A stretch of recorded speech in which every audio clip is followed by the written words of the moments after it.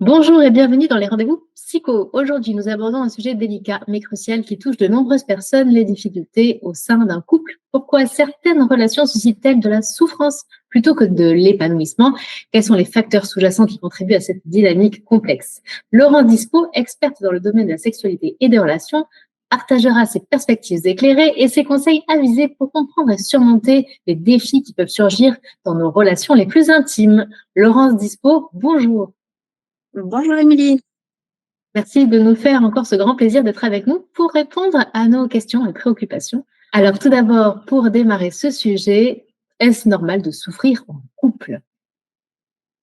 Normal ou pas normal, je me permettrai pas de dire. Ce qui est sûr et certain, c'est que on a tous et toutes été déçus à un moment donné dans notre couple. Il est sûr que notre couple, c'est un endroit où on y met notre vulnérabilité, nos souhaits les plus chers, les plus intimes, les plus profonds.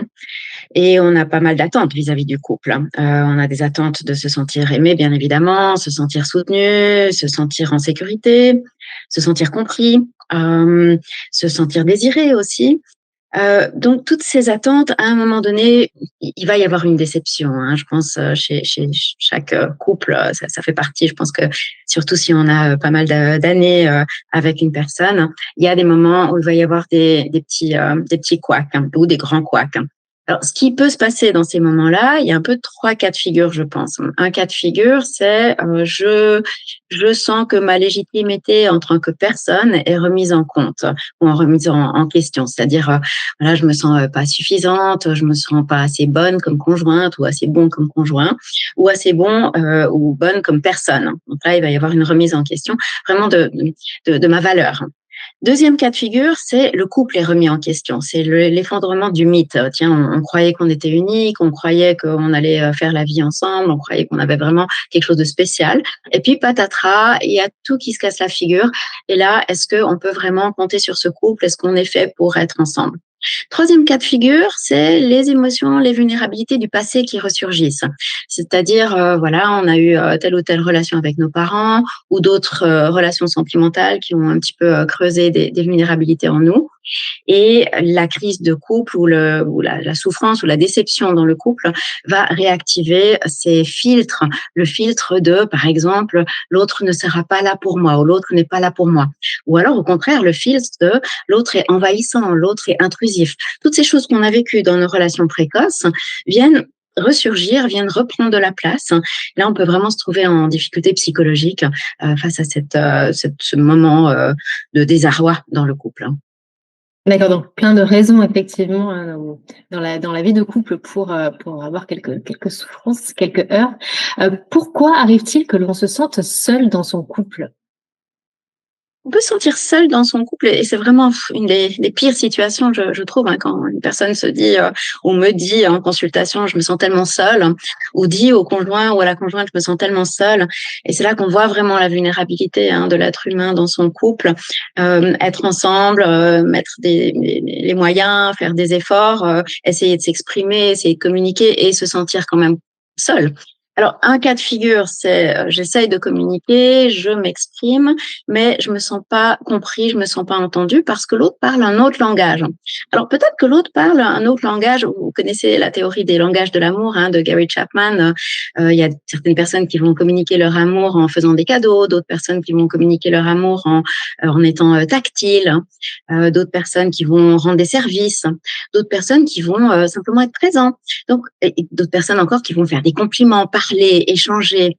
Il y a des tas de manières finalement de communiquer nos émotions, notre affect. Et si on ne parle pas le même langage, on peut parfois avoir l'impression de ne pas être compris par l'autre, hein. Et on a beau dire mais je t'aime et voilà tous les efforts que je fais. Si la personne parle un autre langage et qu'on ne s'est pas rendu compte de cette différence de langage, on peut se sentir effectivement seul. Il y a d'autres situations peut-être encore plus profondes et plus problématiques. Ce sont les situations où deux personnes vont avoir ce qu'on appelle des styles d'attachement très différents.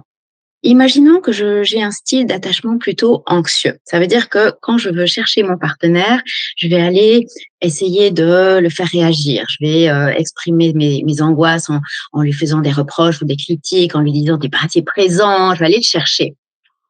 Si cette autre personne a un style d'attachement qu'on appelle plutôt évitant, c'est-à-dire moi je me débrouille moi j'ai pas besoin trop de l'autre, je vais valoriser l'indépendance, je vais résoudre mes problèmes moi-même.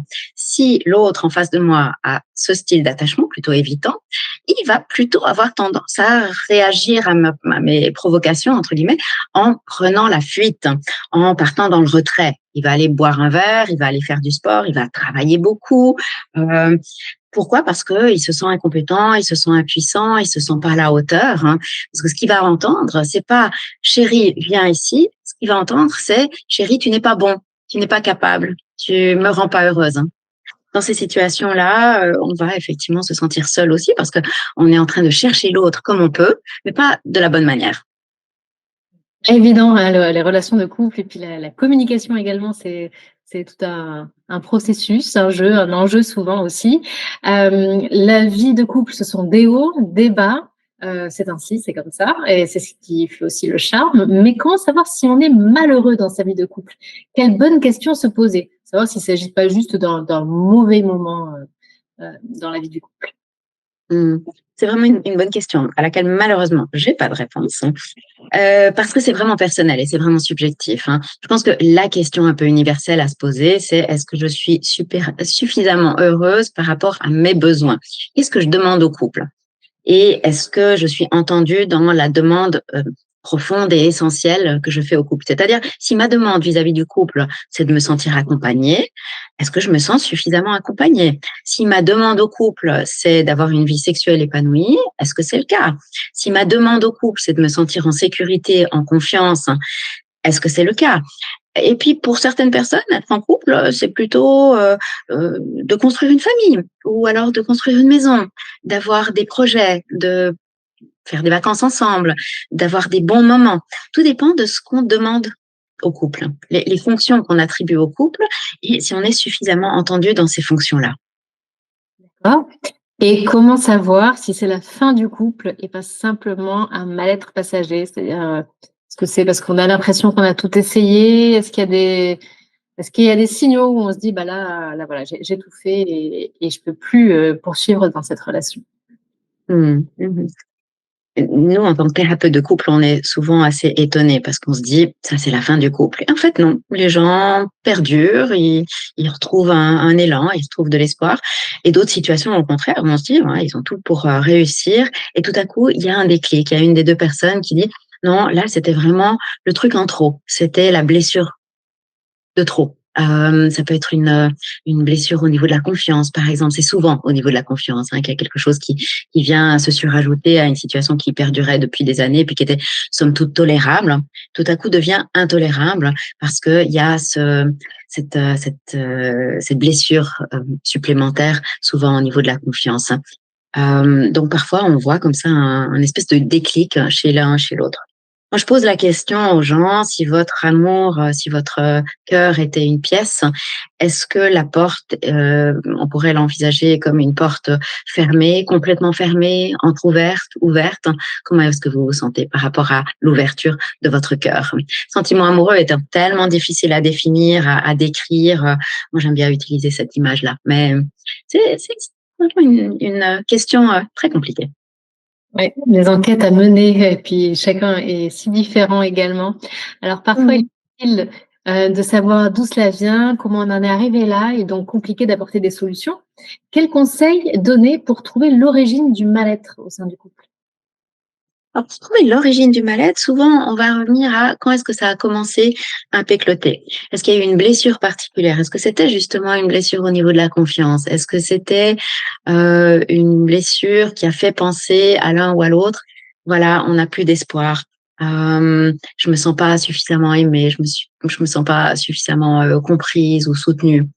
Donc, on va revenir au moment historique, en fait, hein, où il a commencé à avoir un doute sur la validité du sentiment amoureux, sur la validité du couple, sur la sécurité du couple. Est-ce que l'autre est là pour moi? Ah, ben là, à partir de ce moment-là, j'ai commencé à me dire que la personne n'était pas là pour moi.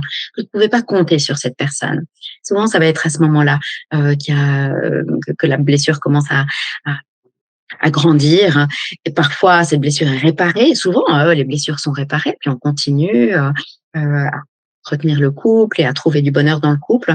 Et puis parfois, les blessures se surajoutent, sont pas conscientisées, sont pas réparées, sont pas communiquées, sont pas discutées. Et à un moment donné, c'est la blessure de trop, justement. D'accord, la blessure qui ne peut plus se réparer.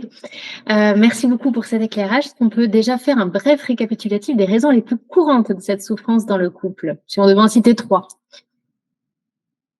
3, on va mettre dans un paquet tout ce qui est émotionnel. Je me sens pas comprise, désirée, soutenue, entendue, aimée.